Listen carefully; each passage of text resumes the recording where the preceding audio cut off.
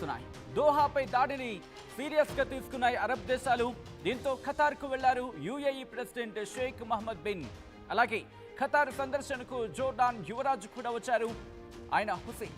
రేపు ఖతార్ కు వెళ్లబోతున్నారు సౌదీ యువరాజు మహమ్మద్ బిన్ సల్మాన్. ఇక మంగళవారం దోహాలో ఉన్న హమాస్ నేతలపై ఇజ్రాయెల్ దాడికి పాల్పడింది. ఈ దాడిలో హమాస్ కీలక నేత ఖలీల్ అల్ హయ్యా అతని కుమారుడితో పాటు 6 మృతి చెందారు. ఇజ్రాయెల్పై సీరియస్ యాక్షన్కు సిద్ధమవుతోంది అరబ్ దేశాలంటూ కూడా ప్రస్తుతం చర్చ జరుగుతుందంటే అర్థం చేసుకోవచ్చు. ఆర్థిక ఆంక్షలు సహా దౌత్య సంబంధాలు తెంచుకునే అవకాశం ఉంది అంటూ కూడా చర్చ జరుగుతుంటుంది.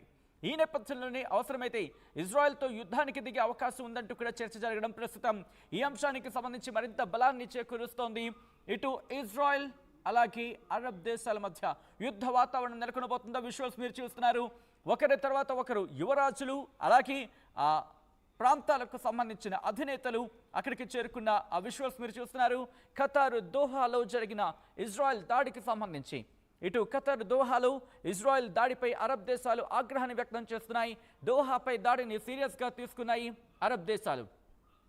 ఖతార్కు వెళ్లారు UAE president Sheikh Mohammed bin. అలాగే ఖతార్ సందర్శనకు రావడం జరిగింది జోర్డాన్ యువరాజు హుసేన్. ఇక రేపు ఖతార్కు వెళ్లబోతున్నారు సౌదీ యువరాజు మహమ్మద్ బిన్ సల్మాన్. మంగళవారం దోహాలో ఉన్న హమాస్ నేతలపై ఇజ్రాయెల్ దాడిని ఖండించడం జరుగుతోంది. ఆయా నేతలు ఒకసారి మీరు చూడొచ్చు. బెంజమిన్ నెతన్యాహు దాడికి సంబంధించి రియాక్ట్ అయితే ఆ తర్వాత అరబ్ దేశాలు ఒక్కొక్కటిగా రియాక్ట్ అవుతున్న విజువల్స్ మీరు చూస్తున్నారు వాటీవీ స్క్రీన్ మీద. ఇటు prime minister Benjamin Netanyahu office react అయింది. Today's action against the top terrorist chieftains of Hamas was a wholly independent Israeli operation. Israel initiated it, Israel conducted it, and Israel takes the full responsibility. అంటూ కూడా ప్రధాని Benjamin Netanyahu చెప్పుకొచ్చిన నేపథ్యం. ఈ తర్వాత పరిణామాలు మారుతున్నాయి. ఇటు ఖతార్పై దాడిని నిరసిస్తూ ఖతార్పై దాడిని ఖండిస్తూ అరబ్ దేశాలు ఇప్పుడు యుద్ధానికి వెళ్ళబోతున్నాయా? ఇటు దుబాయ్ సౌదీ యువరాజులు కావచ్చు రాజులు కావచ్చు వాళ్ళు అక్కడికి చేరుకోవడం ప్రస్తుతం ఆందోళనకర అంశంగా మాట్లాడుకుంటున్న పరిస్థితి ఉందంటే అర్థం చేసుకోవచ్చు. ఈ క్రమంలో ఏం జరగబోతోంది నేను మిమ్మల్ని అడిగే ప్రయత్నం చేస్తున్నాను. ఒకసారి మీరు రియాక్ట్ అయ్యే ప్రయత్నం చేయండి. ఎందుకంటే ఇంతవరకు జరిగిన పరిణామం వేరు, ఇప్పుడు జరుగుతున్న పరిణామం వేరు. ఇజ్రాయెల్ వర్సెస్ అరబ్ కంట్రీస్గా మారబోతోందా? ఈ నేపథ్యంలో ఏం జరగబోతోంది? ఖతార్పై దాడిని నిరసిస్తూ ఇప్పుడు అరబ్ దేశాలు ఇజ్రాయెల్పై యుద్ధానికి దిగబోతున్నాయా? ఇప్పటికే ఆర్థిక ఆంక్షలకు సంబంధించి కావచ్చు, దౌత్యపరంగా ఉన్న రిలేషన్స్ కావచ్చు, వీటిని హోల్డ్లో పెట్టే అవకాశం ఉంది అంటూ చర్చ జరుగుతున్న క్రమం. మీకేమనిపిస్తున్నారో ఒకసారి కమెంట్ చేసే ప్రయత్నం చేయండి. నిన్న జరిగిన దాడికి సంబంధించిన దృశ్యాలను చూద్దాం.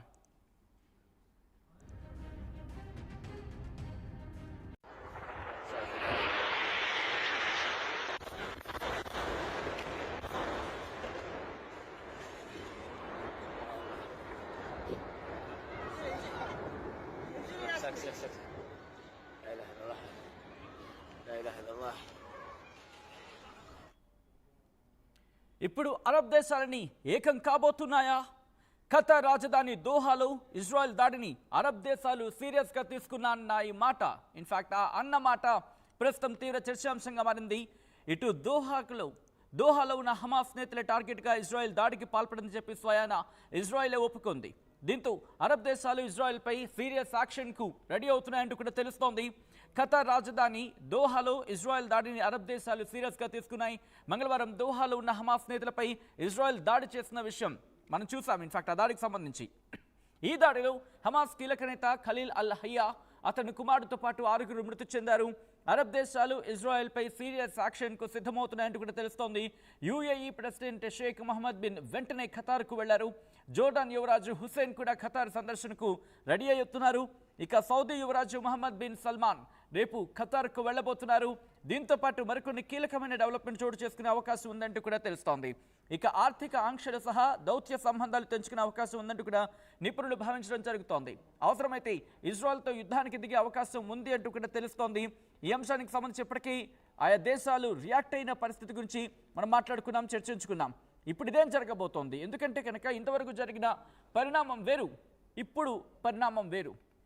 హమాస్కు అరబ్ దేశాలు గట్టిగా షాక్ ఇచ్చిన సందర్భం, మరి ముఖ్యంగా గత కొద్ది నెలల క్రితం ఈ అంశం గురించి కూడా మాట్లాడుకున్నాం.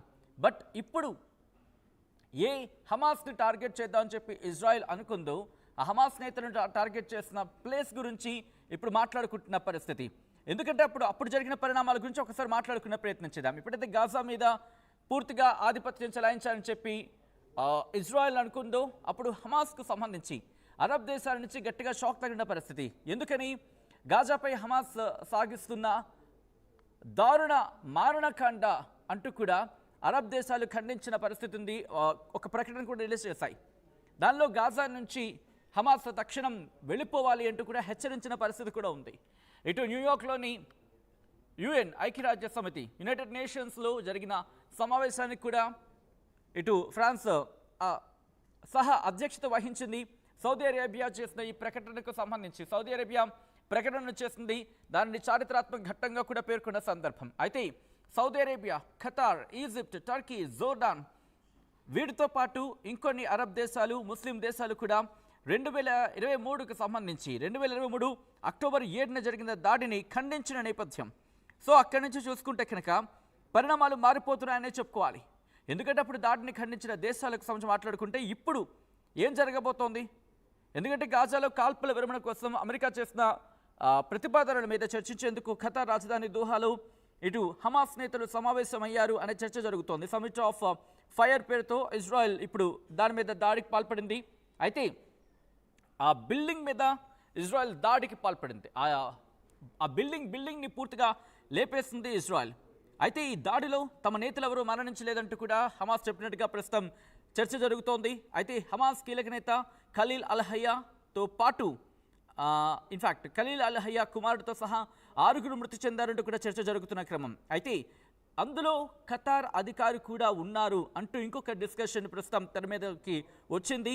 అయితే తమ నేతలంతా సేఫ్గానే ఉన్నారంటూ కూడా హమాస్ ప్రకటించడం ఇక్కడ కొసమెరుపు. ఇక ఇక్కడి నుంచి కంటిన్యూ చేసుకుంటే కనుక ఇజ్రాయెల్ దాడిని యుఎన్తో పాటు ప్రపంచ దేశాలు కూడా ఖండించాయి. ఇటువంటి దాడులు చర్చల వాతావరణాన్ని పూర్తిగా మార్చేస్తాయి, పూర్తిగా దెబ్బతీస్తాయి అంటే ఆందోళన వ్యక్తం చేస్తున్న పరిస్థితి. సీజ్ ఫైర్కి సంబంధించి డిస్కషన్స్ జరిపేందుకు అమెరికన్ కాన్సులేట్ దగ్గరలో ఉన్న ఒక బిల్డింగ్లో హమాస్ పొలిటికల్ బ్యూరో అక్కడ భేటీ అయ్యారు. మంగళవారం నాడు భేటీ అయిన పరిస్థితి. అయితే ఎప్పుడైతే వీళ్ళు భేటీ అయ్యారో ఆ భేటీకి సంబంధించిన ఇన్ఫర్మేషన్ తెలుసుకున్న ఇజ్రాయెల్ ఎయిర్ స్ట్రైక్స్ చేసింది. దీంతో ఆ బిల్డింగ్ పూర్తిగా కొలాప్స్ అయిపోయింది. ఆ చుట్టుపక్కల ఉన్న భవనాలు కూడా దెబ్బతిన్న పరిస్థితి.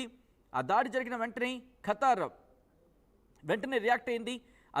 సంబంధిత అధికారులు ఘటనా ప్రదేశానికి చేరుకున్నారు. దాడి జరిగిన సమయంలో దోహాలో అప్పుడు ఎయిర్పోర్ట్కి సంబంధించి కావచ్చు, లేకపోతే మరి ముఖ్యంగా ఫ్లైట్స్కి సంబంధించి రాకపోకలని కొద్దిసేపటి వరకు కూడా ఆపేశారు. ఆ తర్వాత మళ్ళీ కొనసాగించారు. అయితే మరి ముఖ్యంగా చెప్పాలంటే గగనతలం నుంచి దాడులకు పాల్పడింది తామే అంటూ కూడా ఇజ్రాయెల్ సైన్యం చెప్పుకొచ్చింది. ఇదే అంశాన్ని వక్కాణిస్తూ ప్రధాని బెంజమిన్ నెతన్యాహు కూడా ట్వీట్ చేశారు. తామే దాడి చేశాము, తమదే బాధ్యత అంటూ చెప్పుకొచ్చారు.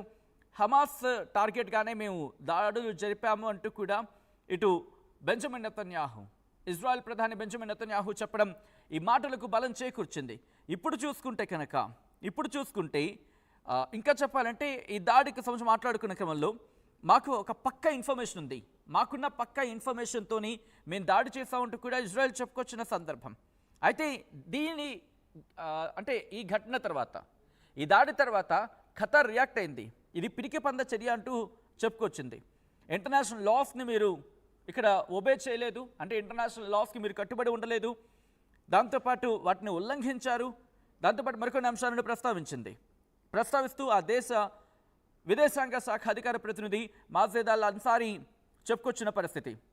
దీంతో పాటు ఇంకొన్ని అంశాలకు సంబంధించి మాట్లాడుకున్న పరిస్థితి ఏమంటే కనుక ఇటు మిడిల్ ఈస్ట్లో ఉద్రిక్తతల నేపథ్యంలో ఖతార్పై దాడులు జరగడం ఇది రెండోసారి కింద చెప్పుకోవచ్చు. ఇది రెండోసారి. గతంలో కూడా దాడులు జరిగిన సందర్భం గురించి మాట్లాడుకున్నాం, మీకు ఉంటుంది బహుశా. గతంలో కూడా ఇటు దాడుల గురించి మాట్లాడుకున్న క్రమంలో అప్పుడు ఐ థింక్ ఇరాన్ ఇజ్రాయెల్ మధ్య దాడుల నేపథ్యంలో అనుకుంటా, సబ్జెక్ట్ ద కరెక్షన్. ఎందుకంటే ఇరాన్ బహుశా దాడులు జరిపిందో, లేకపోతే ఎందుకంటే అమెరికా స్థావరాలు ఉన్నాయి అంటూ కూడా ఒకవేళ మేబీ ఇఫ్ దాన్ని ఏమంటారు మై నాలెడ్జ్ ఈజ్ రైట్, ఒకవేళ కనుక అదైతే కనుక దాడి జరిపింది. సో ఇటువంటి క్రమంలో ఎందుకంటే అమెరికా వైమానిక స్థావరం మీద ఇరాన్ దాడి చేసిన పరిస్థితి అని చెప్పుకోవాలి అప్పుడైతే.